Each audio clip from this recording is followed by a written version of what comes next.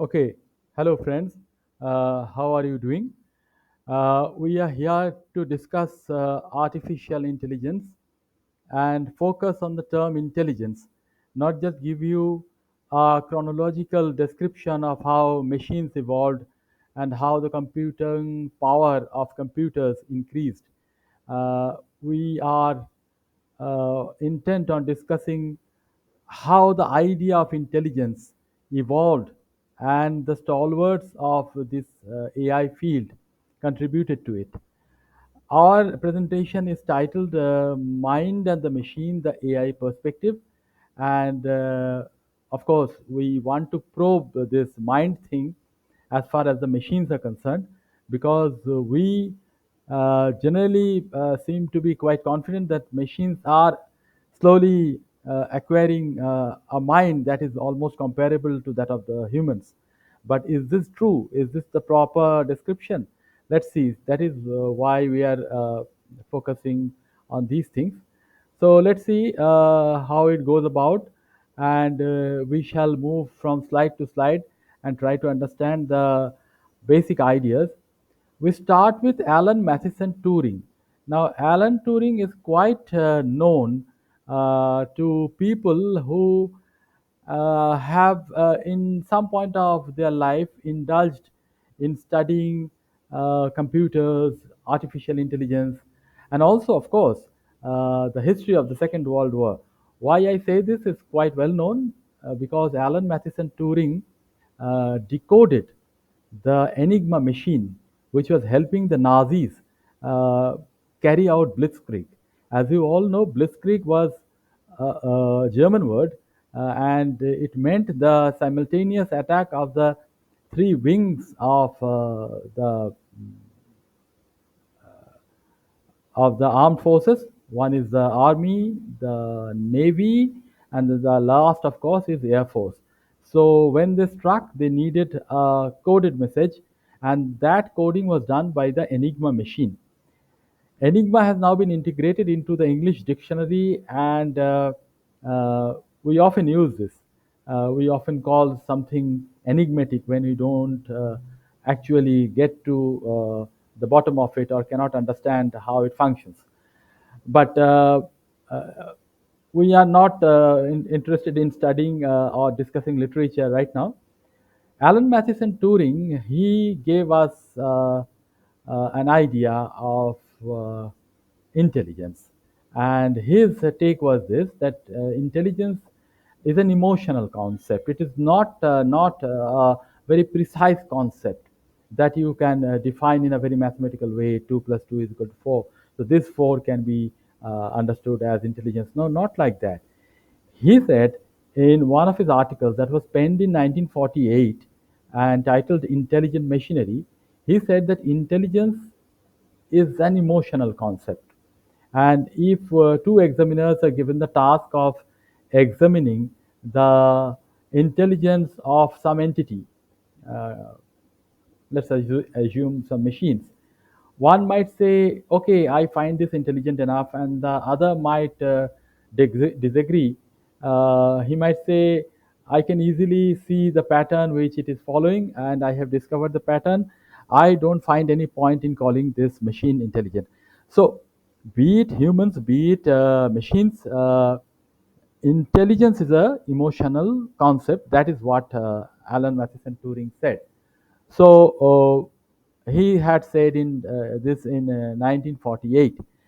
Now, moving on to the next slide, we would like to discuss what Turing gave us.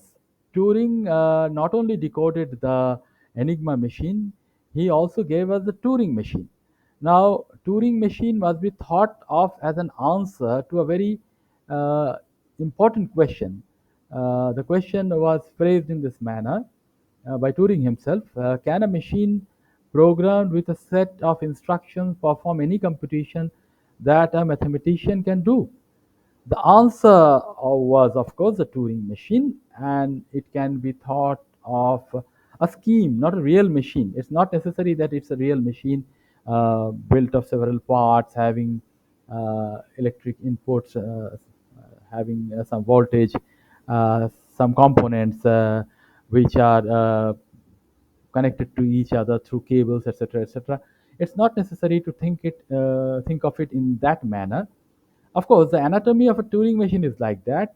It has a tape, it has a head, and it has a state table. To understand how it functions, let's go to the next slide. The next slide here shows how it functions. There is a tape. The tape is divided into squares, and the squares contain a symbol. The tape has a start point. It also has a end point, and the squares in succession has a symbol written on it. Now the symbol can be read by the head when it moves over the tape, and under the instruction of the state table, it can change the symbol on any square, or leave it as it is, or it can write a new symbol, I mean after erasing it. So that is the scheme of the Turing machine. So Turing gave us this machine, and this is being called the Turing machine. Now, from Turing machine, of course, why we discuss this? Because we think this is very important as far as artificial intelligence is concerned. From there, we move on to Marvin Minsky. He is another stalwart in our AI domain. And in one article written in 1961, uh, the article was written for a journal. The title was Steps Toward Artificial Intelligence. And he said if a visitor, some alien comes to our planet and watches us, watches our obsession with computers, uh, that alien would definitely be baffled, because on one hand it will see that we are very afraid of computers. We are saying that beware of these machines, these are becoming intelligent, and one day it will definitely overtake us uh, through several means, by might, by persuasion, or even by revelation of truths that might be too terrible for us to bear. This is one side. On the other side, our visitor from a different planet or a different civilization would find the machines being denounced, being criticized for their inhuman dullness. What does that mean? As we often say, what can a computer finally do? It will churn out some results as programmed by the software programmer. So it cannot do anything on its own. Uh, in essence, it is inhuman. So on the one hand, human beings are uh, holding the computer, the machine in awe, thinking that it will become so powerful that it will overtake us. And on the other hand, it is ridiculing the computer, saying that this is so foolish, churning out results that are, I mean, that doesn't carry any mark of intelligence. So that is the way the alien would observe the human civilization, or it's a obsession with computers. Now, Marvin Minsky, he didn't only give this idea; he also gave us some idea about how to go uh, about a difficult task using computers. I mean, what is the scheme for making computers solve difficult problems? So he divided it into 5 steps, starting with a random search. But as you know, a random search is long, it's time consuming, and it can lead to undesirable results. So he said it's not enough to carry on with search, a random search. We shall have to narrow down the search, and to narrow down, we shall have to do pattern recognition. Then we shall have to enable the computer to learn from data, from information supplied to it, or experience put in a mathematical manner, uh, embellished with all the formula, and the computer will learn and store the learning in its hard disk or wherever. the engineers think is proper, then do some planning, and then finally induction. So that is the way it will go. It will move from a wide ranging search to a narrow search using pattern recognition. It will learn and refine its search. It will do some planning and then induction. Now, for example, of pattern recognition, Marvin Minsky gave this a very simple diagram here. A letter B is inside a triangle. It is circumscribed by a triangle.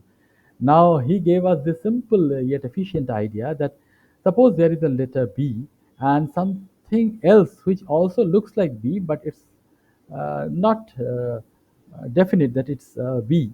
So what we can do is, for anything looking like B, we can extend it so that uh, it touches three particular points of the triangle, and if it touches, then we can say, yeah, that figure or that item is B, and we can see from pattern recognition that it is of course B. So this is the way it goes. This is the way it happens. Marvin Minsky gave us an example, a very good example, efficient one, but in a very simple manner. From here, we move on to Rodney Allen Brooks, who can be called a rebel. And he had studied in major centers of AI learning and research, and he had done some wonderful work along with his associates. He writes a blog where he advises people to introspect. He urges people to understand the idea of intelligence, not to get carried away by these chat GPTs, thinking that the age of intelligent machines has already arrived. Now, going back to an article he penned in 1991, Rodney Brooks had said that the title of the article was Intelligence Without Reason, and in that he criticized our outlook regarding brains. Of course, we are thinking that the machines one day will also have brains as we have, and they will be able to function in an intelligent way. Again, that will be comparable to what we do on this planet. But he said the way we are looking at a brain, a biological brain, uh, is not quite effective. He blamed our electrocentrism, meaning that we have developed an electronic model of competition looking at the brain, but we are ignoring certain aspects in this model because the details of biology are not being taken into consideration. The brain is looked upon as just a black box having some electrical inputs and outputs. Uh, there are sensors, actuators, these type of things. But that the brain is immersed in an ocean of hormones that is being overlooked. So we are not getting a proper idea of what the brain is like. So he criticized us in that way. And from Rodney Brooks, of course, Rodney Brooks will again appear in our presentation. But for now, we move on to Daniel Dennett, a professor of philosophy at the Tufts University. And he has given us some wonderful ideas about brain and consciousness. And since we have already discussed brain in the earlier slide, we can bring in what Dennett thought consciousness is. Now, in 1978, he published a book called Brainstorms, and that book contained wonderful essays on our cognition and how we should be treating the aspect of cognition. And in the last piece of that book, the 17th one, he had given us science fiction. Now, while discussing artificial intelligence, we often uh, move away from our track and enter the domain of science fiction. and there we need not have any limits. A fiction writer cannot be said to limit his imagination, and he can go on as he or she wishes. So, fiction gives us some comfort, and at one point some complacency as well, that yes, we are going in the right direction, this will really happen. But reality doesn't follow fiction. In very rare cases does reality and fiction matches. But we'll go to the fiction part in the next slide. Before that, regarding consciousness, what Dennett said was that you cannot equate consciousness with brains, because brains are not consciousness. I mean, a brain itself cannot give any consciousness, but when it is mature enough, well designed, of course, in that case, it can put forth something which is consciousness. Uh, it is not innate, it's not in our genes. uh, it has to, I mean, the brain has to learn to cope with the environment, using its own connection, its own support environment, and then only it can come up with consciousness. So brain is not consciousness. I mean, a brain in isolation cannot be thought of as embodying consciousness. Okay, so that was Dennett's take on this, and we move on to the fictional part. Uh, as we have already learned that in the 17th uh, piece of that book, Brainstorms, he penned a very novel science fiction uh, that is quite different from the regular science fictions, where uh, entities from other planets invade our planet, or we using our spaceships go to other planets, to galaxies, and fight a devastating battle. In some battles we win, in some we lose, and there are several consequences, of course. In this case, a person, and that person is Dennett himself.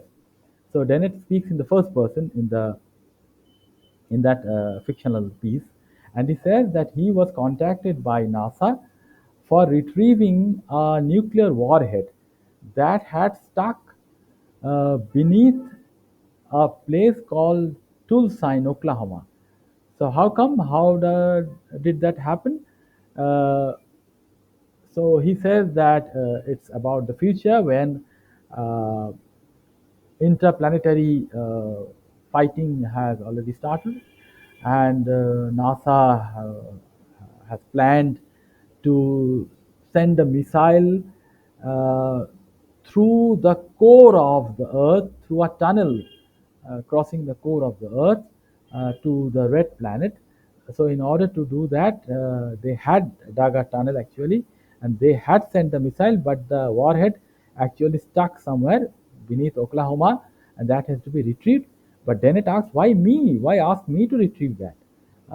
They said, wait, you have to understand, since you have been in the business of brain research for quite a long time, you have to understand that the radiation coming out of that warhead is very, very detrimental for the brain, but it is not so harmful for the body. So we propose that you leave your brain here. Then it was surprised to hear that. Leave my brain here, what does it mean? The surgeons explained that particular type of surgery would be done, and his brain would be separated from his body, but the brain would remain in contact with the body. The connection would be maintained through wireless means.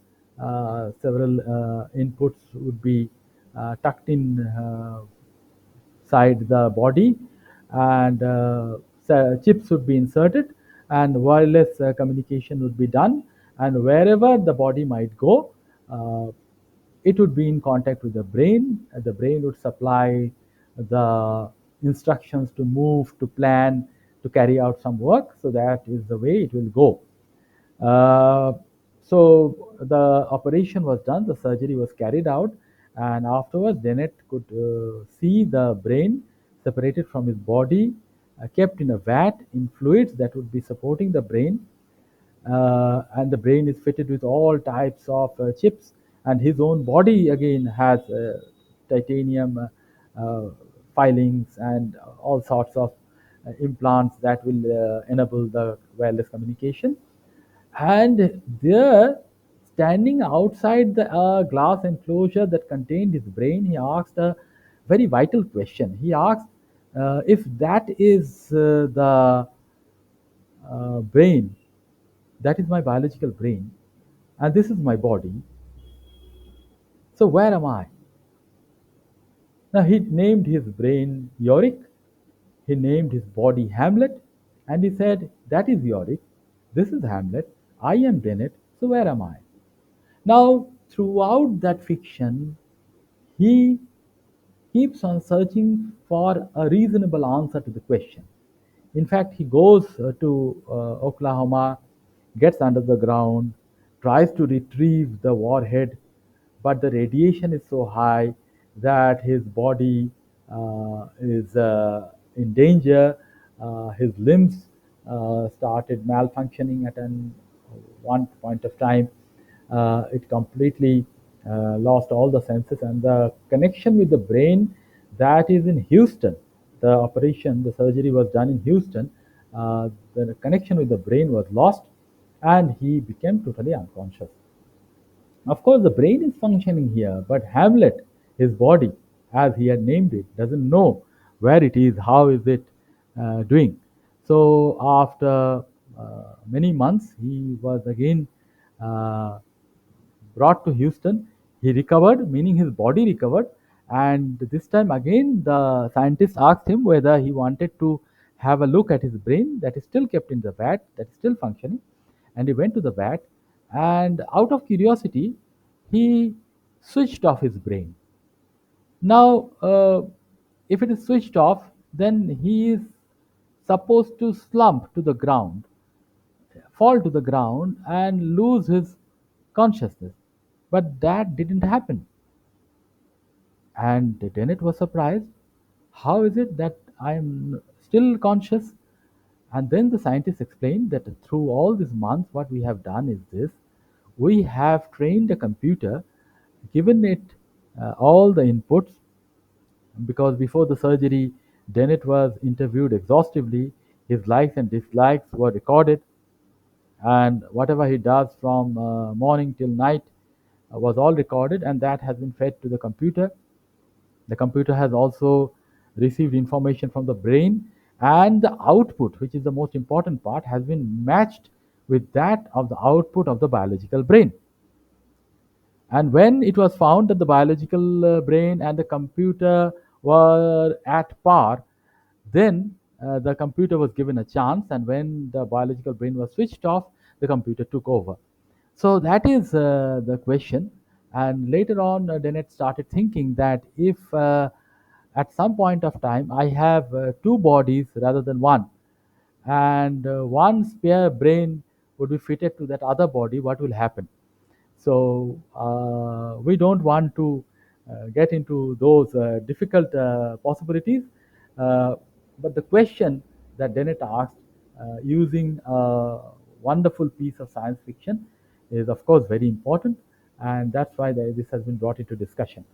From that, we move on to agents in artificial intelligence. See, again,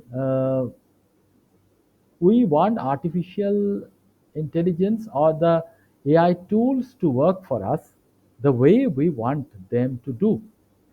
Now, these can be called agents, and if the agents are to carry out a particular task, it has to choose. Because see, when you move through a crowd, when you move along the street, you have to make certain decisions, whether to cross the street, whether to carry on walking along one side of the road, the left side of the road, or to stop because something is approaching from that side and you must allow that vehicle to cross over. So there are certain decisions that you have to make. You are not quite conscious about these things, but you are making that as a matter of habit. So when AI agents are asked to do that, AI agents will need your preferences. Of course, we are not saying that they would be making the same choices that we are making, that we humans are making. They could make better choices and sometimes inferior choices. But they must make an optimal choice that will save our skin, that will save us from different unwanted situations, uh, and keep us safe and comfortable. So the preferences that we make for them, the order of the preferences should be put in a proper manner. If we don't do that, we are not helping the agent to work. So suppose it's a question of picking up fruit that we prefer to consume.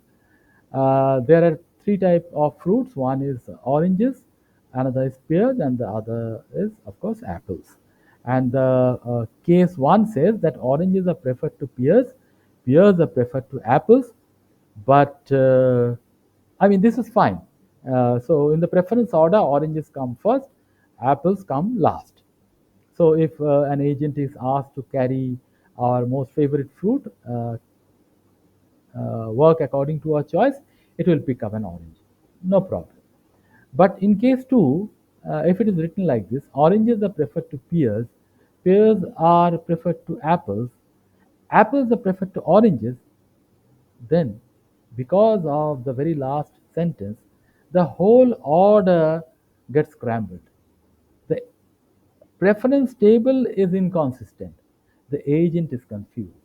So of course, we have to admit that often we make choices that are contradicting. I mean, might be few moments ago we had gone for oranges, but suddenly we change our mind and go for apples. But an AI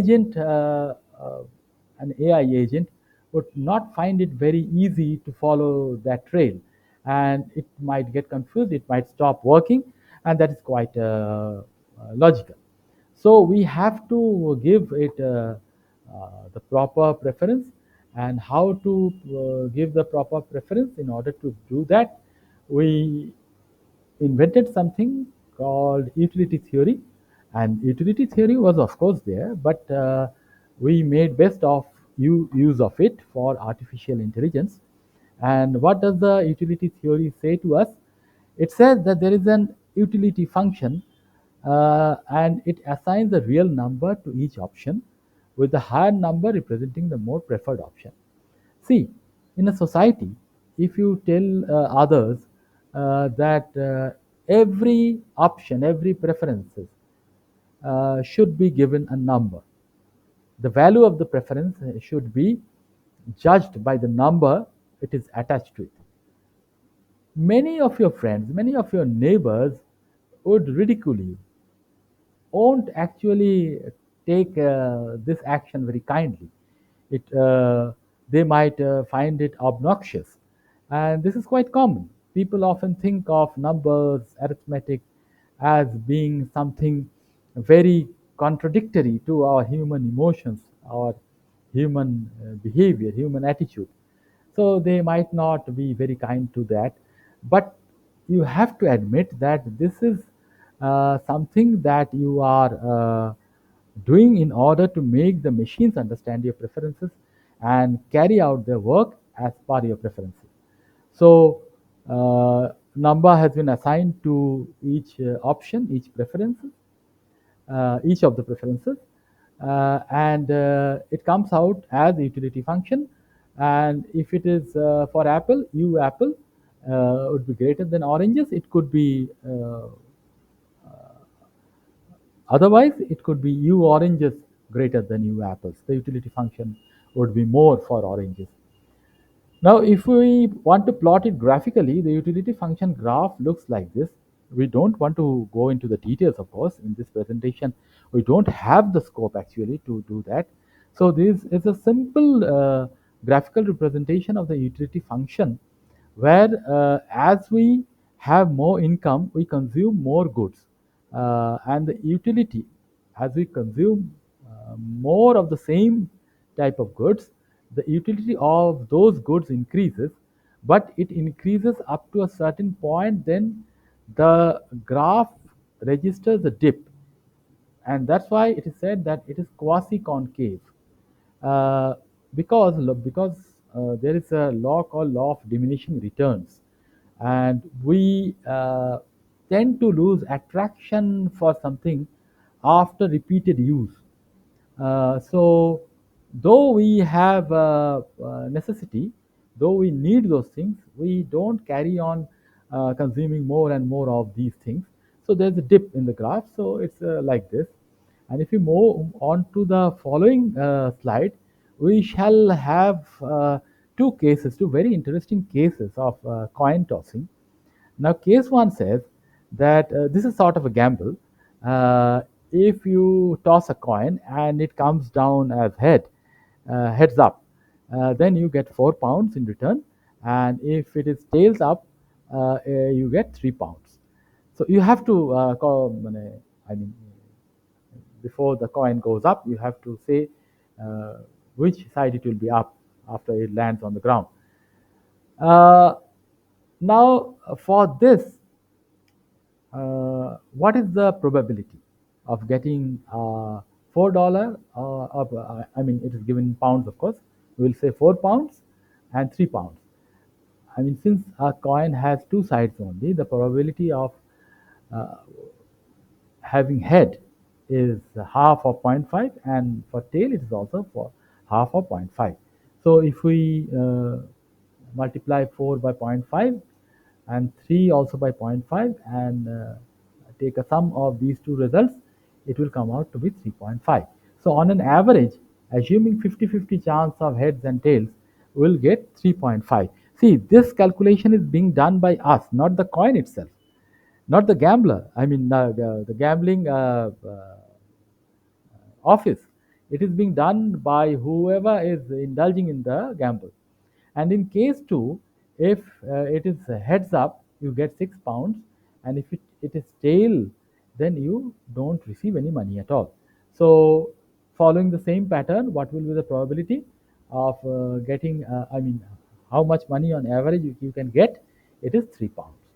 So, any person asked to make a choice would go for case one, because in that case, on an average, you get more, 3.5. But a risk lover person would might go for case two, where if he calls heads and it comes down heads uh, more often than not, then he will be receiving more money. Okay, so that is the thing. And on the left side of the slide, you have three mm, graphical representations of three types of choices: risk averse person making a choice, risk lover person making a choice, and the risk neutral person, of course, making a choice. A straight line, simple line, making no difference between the cases. So this is the way it goes uh, about. And where did we find all these things? Where did we uh, earn this style of operation? It was a book by von Neumann and Morgenstern, and this book was published in 1944. Of course, von Neumann is a mathematician, and Morgenstern is a famous economist, and they published this book, Reducing Human Preferences to Mathematical Calculation. So we had gone by their method, and we obtained these type of things. So uh, again, there is one more thing that I should just put in here, and that is helping us to make a better choice, and that is the Bayesian reasoning. This Bayesian reasoning is a gift from an English mathematician who was there in the 18th, 19th century, and he gave us this Bayesian reasoning, and that has been developed later and is being used for making inferences, making conclusions. And Bayesian conclusion gives a better conclusion.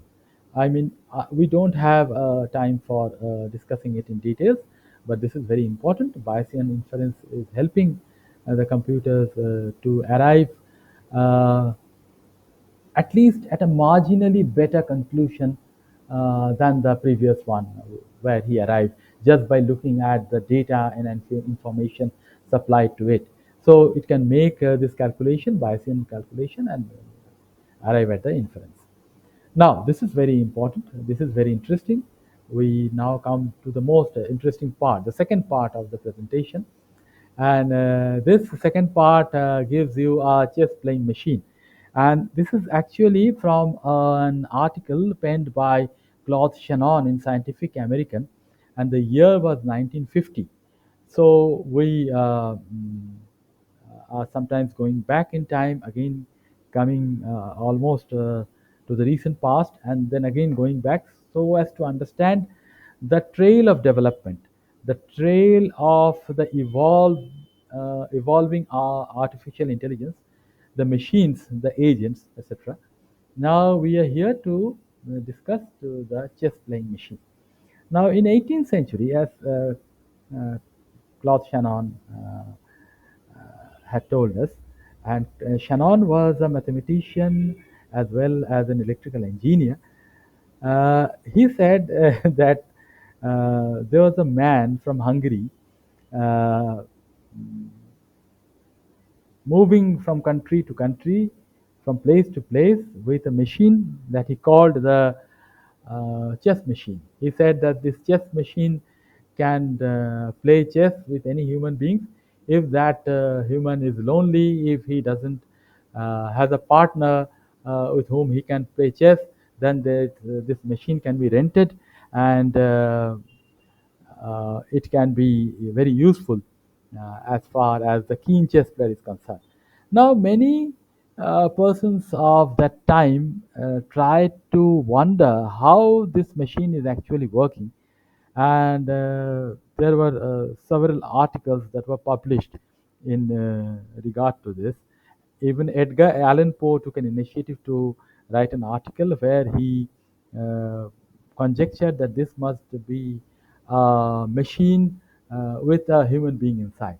And later on, it came out that yes, of course, it's a machine with a human being inside, and the human must have been a good, or if not good, at least an average chess player to keep the human chess player outside who is using the machine entertained, engaged, and that sort of made good business. So this is interesting. But Claude Shannon is not very happy with that type of machine where a human sits inside and carries out the operation. He wants the computer to play chess. And how can that happen? He says that this is the board before a match begins, and here you have all the pawns, the white pawns and the black pawns, the rook, the bishop, the knight, the king and the queen. And for every square, there are 64 squares on the board. For every square to be useful to the computer, every square must be assigned a number consisting of two digits. One digit will come from the row, assigned to the rows, and the other would come uh, from the column. Here along the vertical axis you see only numbers, but in the horizontal row you see letters here. But in the next slide you will find only numbers are being used. So some square is 0 0, some square is 1 1, like that. So there are 64 squares. So when a game begins, if the computer is to place a particular pawn or a bishop at a particular position, it must know first the position of the square as has been given by the numbers carrying two digits, and of course also the value of the piece, because if all the pieces are of the same value, the match won't be meaningful. The match won't be played according to the rules of the chess. So in order to make it friendly to the rules, uh, every piece is assigned a particular number. A rook is assigned number 4, a pawn is assigned number 1, and the black ones are assigned negative numbers, the white ones are assigned positive numbers. So that is the way it goes. Uh, Claude Shannon tried to make computers of his time play chess, but he was not able as the computing power was not sufficient for such a game to be carried out. But that was not the end of the road. Someone else picked up the thread, but before that, we shall discuss something very important as far as chess playing by computers is concerned. In a typical chess position, there will be about 32 possible moves with 32 possible replies. Okay, so 32 into 32 creates 1024 possibilities. Now, most chess games last 40 moves or more for each side. So, the total number of possible variation in an average game would be 10 to the power 120. And now, Shannon calculated that if a machine calculating one variation each millionth of a second, why uh, calculating one variation? Because before going for a particular step on the chessboard, for a particular piece to be positioned at a particular square, he must be considering all the possible moves. A particular move can only be made after all the possible moves have been considered, and the one that is to be made has been found to be the best one. But if the computer tries to do the operation in this way, it will take 10 to the power 95 years to decide on the first move. So clearly, this is absurd. We cannot go by this method. Uh, if we had to wait for 10 to the power 95 years, why are we at all programming a computer for chess playing?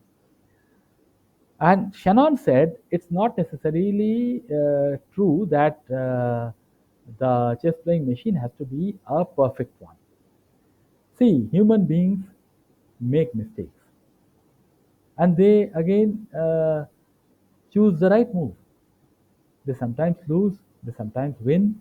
The idea will be to maximize win as compared to the losses. So the computers must be able to play a reasonably skillful game, and it should admit that occasional moves are not the best ones. A better one could have been made, but that is human life, and that is the optimal choice that is being made. So Shannon said, don't try to make a perfect machine. Try to make a reasonably skillful machine that can play chess in a proper manner. Now, someone else, as we just mentioned, picked up the thread, and he was none other than Arthur Samuel, and he, in the IBM journal, wrote that some studies in machine learning using the game of checkers. So, checkers is relatively simpler than chess is.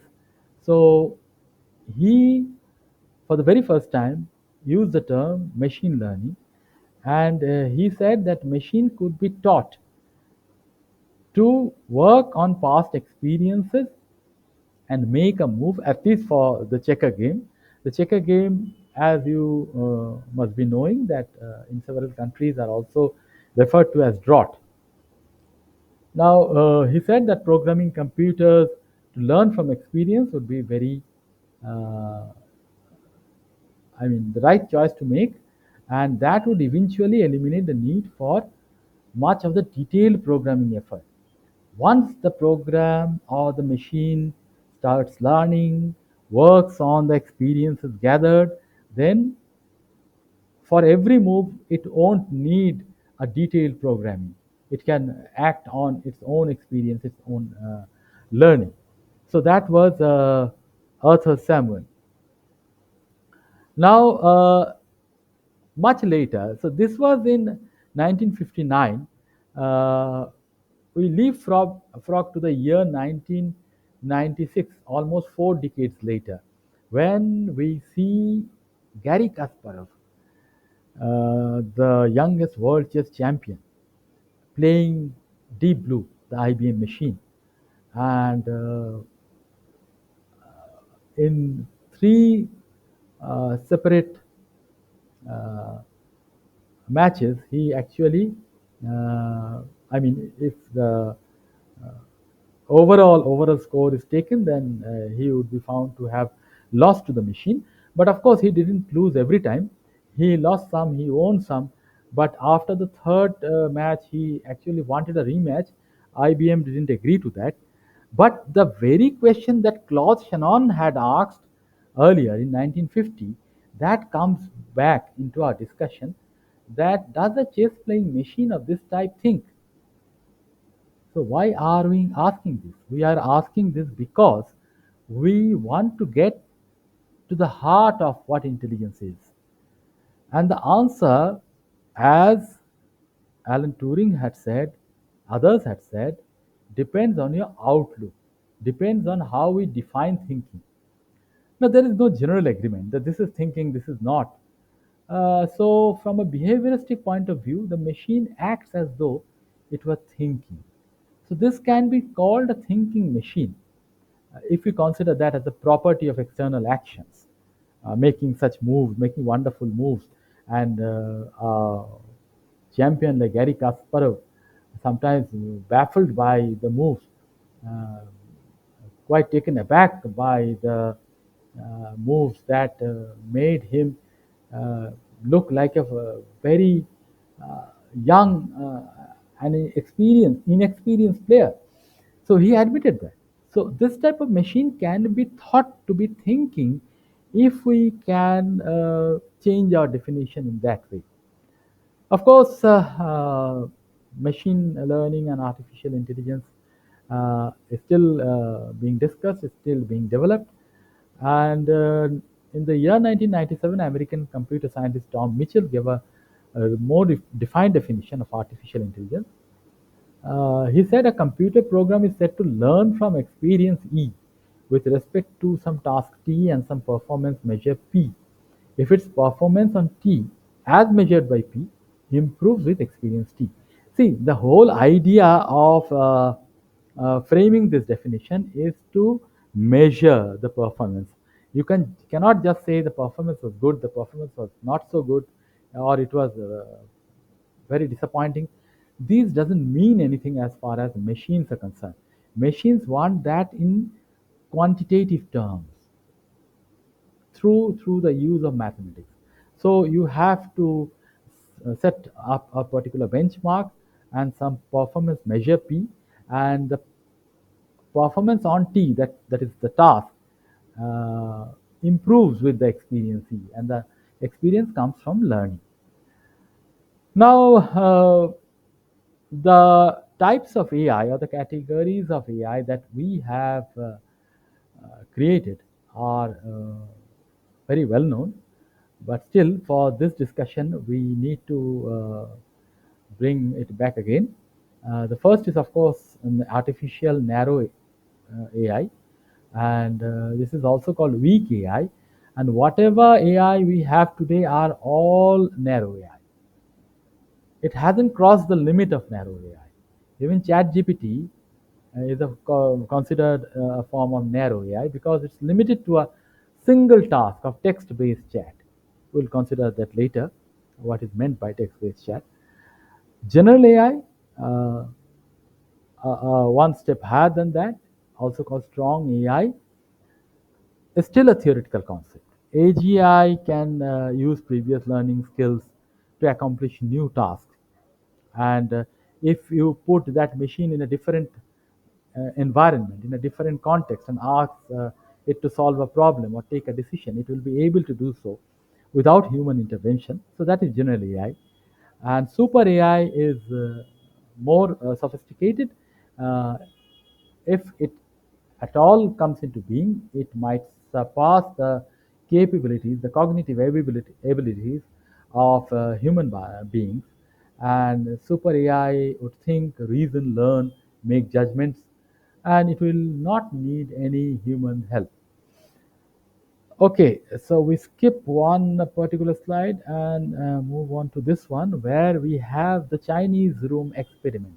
The Chinese room experiment is a wonderful thing. It's a wonderful thing, and John Searle wrote about it in 2002, and he said that suppose there is a room with a human being inside. The human being doesn't understand Chinese, but input in the form of string of letters, of course, meaningful combination of letters, are being put through a particular input portal into the room, and after a certain period of time, the output that is received is also meaningful and interestingly is in Chinese. But as we have already said, that the assumption is the person sitting inside doesn't know Chinese at all. What he has a guidebook that tells him to consider these things in this manner. These are the diagrams. This means this, this means this. If this follows this, and this letter is after this, it means this. And for this, you have, if this is the question, you have this. You have to again put in all the letters that we have given you. So this is guidance from the book, and the person is very efficient in studying the book and acting accordingly. And whatever he puts out from that room is in Chinese, and the persons who are outside the room are actually astonished by the capabilities of that person inside the room. They are discussing among themselves that uh, the person inside must be a very good Chinese speaker, a very intelligent Chinese speaker. But he is not. What he is following is the syntax of the letters. So he is being syntactical. He is not bent on understanding the meaning of those letters. Whatever it means, he just flips through the pages of the book and tries to retrieve some meaning of the series of letters. Now, the reason that we find computers mindless is this: computer programs is only syntactical. At least till today's time, it is only syntactical. And throughout the history of AI, it has never been more than syntactical. But our minds are not syntactical. We depend on meanings. In fact, the same two words could have a different meaning, a different connotation that is not really understood by the computer. Of course, this was said in 2002, and you can argue that after the passing of 2 decades, computers have registered phenomenal development and they are able to think. But no, that is not the case. If you we'll go to that later. First, let us try to understand why are we discussing all these things. Where are we going to put these things? Of course, we have tasks on our hand, and one of those tasks are related to pilotless cars. Now, the Society for Automotive Engineers has classified these type of cars into 6 levels from 0 to 5. At level 0, no driving automation. The human driver drives the car. At level 1, driver gives a lot of assistance. At level 2, partial driving automation is there. Level 2 vehicles are the most common on the road today, no doubt about that. But we aim to go to level 5 where there will be full driving automation, where the car can operate without any human intervention.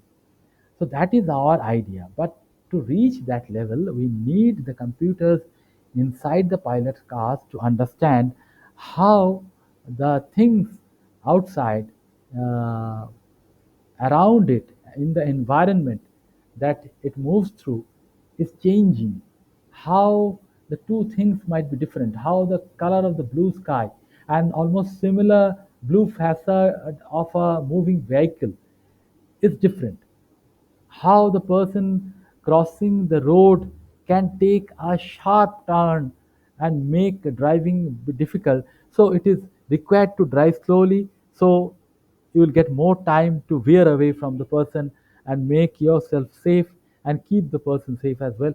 All these things cannot be learned only by following syntax. So it is not enough to follow the syntactical path. We have to go further. So that is why Rodney Brooks said that even the large language models, when it comes to ChatGPT, large language models (LLM), these are again syntactical. Uh, it gives an answer that would sound like the proper answer, but not on the lines of the proper answer. So this is why he said that what a large language models are good at is saying what an answer should sound like, which is different from what an answer should be.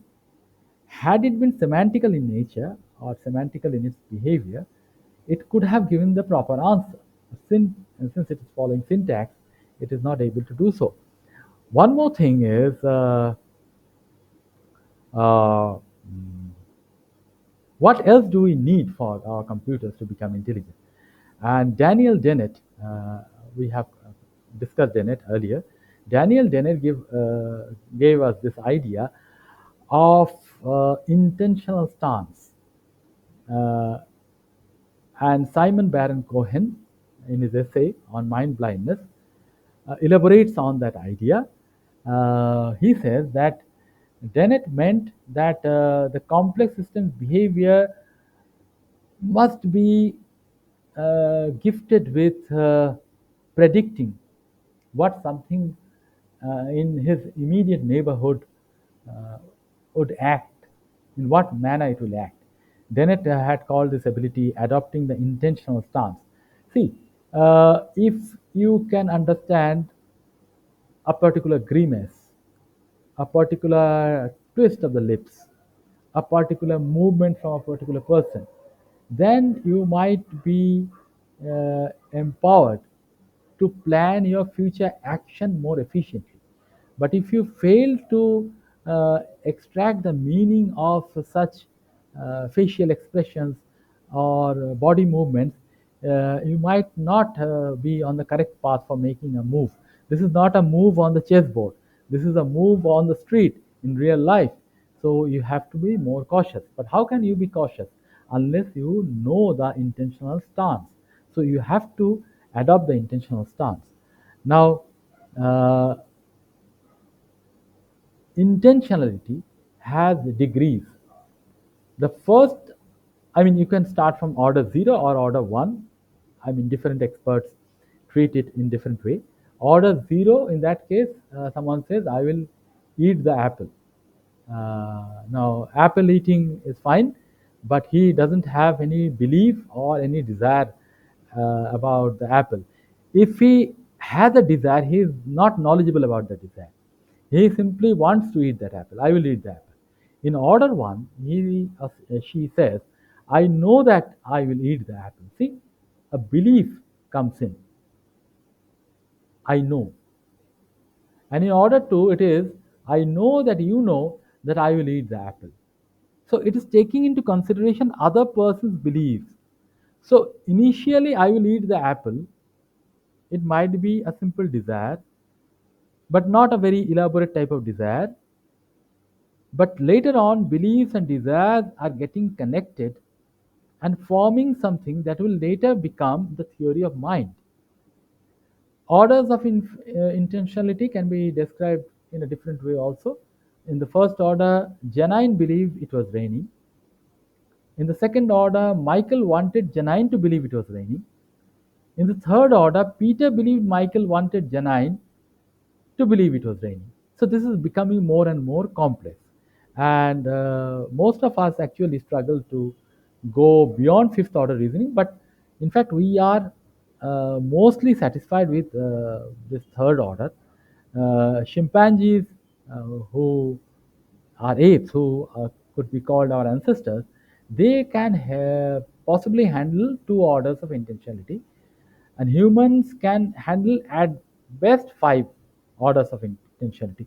But that is also not always possible, uh, uh, not easy to follow the line. So from that we come to this theory of mind, and in this theory of mind we have, of course, involving intentionality. The first order intentionality develops in a human being when it is only 2 years old. From 3 to 4 years, rudimentary theory of mind. This is second order. And the full theory of mind involving third order intentionality is developed when the that human being is 5 year old. When it becomes adult, it has extended theory of mind, multi order intentionality. But as we have already learned, it is difficult to go beyond fifth order intentionality. So we remain satisfied with that. This is the theory of mind, which is very important in AI today because several machines are being tested with this theory of mind. There is a theory of mind net also, and certain experts are claiming that theory of mind machines are doing wonders. They are successful, but this is questionable. That for science uh, to really accept those claims, there should be more demonstrations, more critical analysis from the other sections who are curious and might be suspicious of the claims. So that has to be done. So, but still, theory of mind is playing a very big role since we are trying to make the machines intelligent. Now, theory of mind and the Sally NA test is very, uh, I mean, neatly connected. The Sally NA test, which is often used for uh, actually categorizing the level of autism in children, goes like this. There are two kids. One is Sally, who has a basket, and there is Annie, who has a box. And there's a marble in the room. Sally has that marble. Sally puts it in her basket. And then she goes out for a walk. Now, when she's outside, what Annie does is Annie takes the marble out of the basket and puts it into the box. Now, when Sally comes back, she wants to play with the marble. Then the question is, where will Sally look for the marble? Now, when this question is asked, in most of the cases, autistic children answers that she will be looking for it in the box. For us who are normal, we can say that Sally should be looking for it in the basket because she believes she had left in the basket and she expects to find that in the basket. So that is her belief. But in case of autistic children, they cannot follow this trail, the trail of the marble going from basket to the box, and ends up saying that Sally would look in the basket for her marble.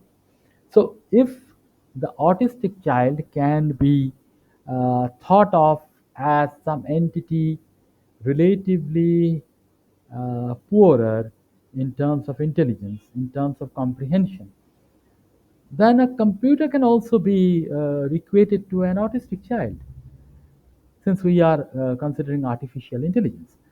So, this belief system must be stronger if the computer has to succeed in gaining artificial intelligence, in gaining intelligence that is comparable to humans. So this is a very important test. We again skip one slide and go over to Dunbar's number. Dunbar's number is also very important. See, a human being doesn't live in isolation. It lives connected to other members of the society. And in doing so, it makes contact with several persons in his immediate neighborhood or might be with people who are living far away in distant locations. These days, you can connect with them through social media as well. So that is the way he or she is making connections. John Dunbar, after doing some meaningful research, arrived at a number 150, and he said that the number of people with whom a person can maintain meaningful contact is 150. You can take or give a few dozen. I mean, it could be 160, 170, or it could be 130, but it will hover around 150. So that is the magical number. Now, as he did more research, he found that these social connections grow as the society becomes more complex. Quite natural. Your needs become more complex, your needs become more varied, and that's why you need to contact several persons. You are required to remain in contact with them uh, because if you are out of contact, your needs, your requirements would not be fulfilled. And in gaining such network, what human being has done is that I mean, what has occurred to humans, or the change that has occurred inside humans, is their frontal cortex has increased in size. A primate's brain and a brain of the present Homo sapiens would be different. Different because we have complex societies, and there we need to make more contacts. In a society of chimpanzees, there won't be 150 contacts, much less than that. But in a complex society, you will have more and more contacts. So that is the way. More contacts mean more brain size. And of course, for this particular concept, we are indebted to John Dunbar. And John Dunbar points to the development that is required of uh, the machines. The machines must acquire social reasoning, not only reasoning with one or two objects for calculating a particular sum, working out a particular sum, or calculating some value of some product. Not only that, the social reasoning should also be built up, because without that, it is useless to talk about intelligent machines. So, machine reasoning should go into the domain of social reasoning. So that is the requirement from the machines if it has to become uh, intelligent. And finally, if that happens, we can arrive at such a photograph. Most of the AI presentations start with such photographs and then gives you details of the researches that are taking place in machine learning, neural nets, etc., deep learning also. But I chose to bring this photograph at the conclusion, because this is where we want to reach, maybe beyond this phase also. So what are needed, or what needs to be incorporated into the machine, that I wanted to discuss first. So my slides that came earlier was an exercise in that, and finally we have reached this conclusion. So this is it.